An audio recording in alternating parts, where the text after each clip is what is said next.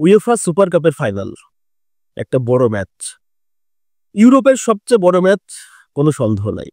UEFA champions league জয়ী দল PSG, তারা খেলবে কাদের সাথে?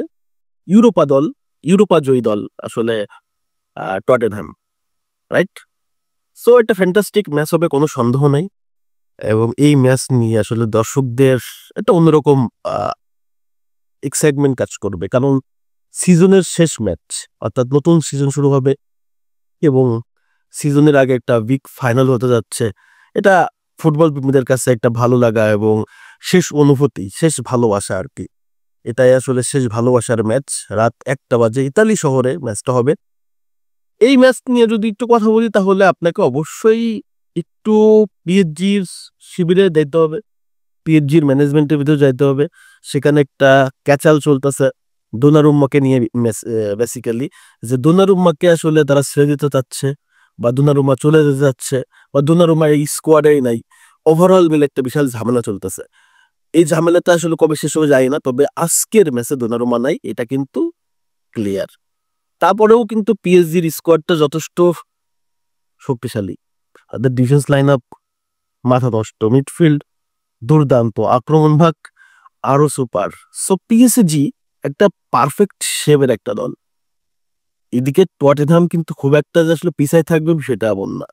ফাইনাল ম্যাচে আপনি যে কোনো দলকেই, কাউকে আপনি পিছায় রাখতে পারবেন না। সো পিএসজির ইগনেস্টে টটেনহাম কোনোভাবেই ছোট দল না। মনে আছে ফিফা ক্লাব বিশ্বকাপের ফাইনালে সবাই চেলসিকে ছোট করছিল, পরবর্তীতে চেলসি পিএসজিকে এমন ঘন খাওয়াইল, সবাই বুঝতে পারছিল যে আসলে অতিরিক্ত হাইপ ভালো না।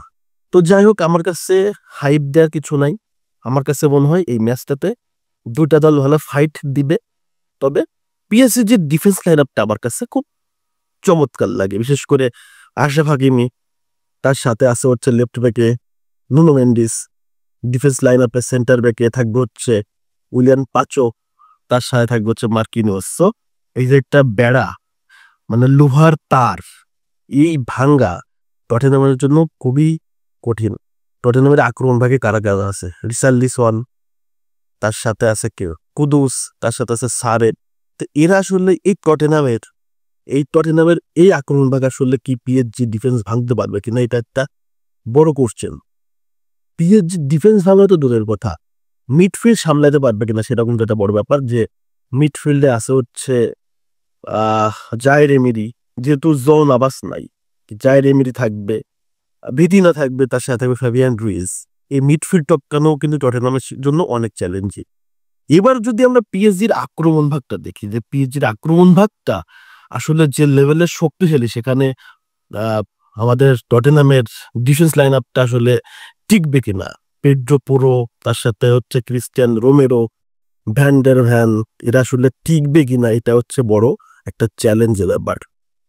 সেখানে উসমান ডেম্বেলে রয়েছে, ডুও রয়েছে, তার সাথে কাভারেজ খেলিয়ে, তার মানে হচ্ছে পিএসজির মানে একক সত্য আধিপত্য কিন্তু আমরা দেখতে পারি, এবং খুব গোছানো সুখছেল একটা দল।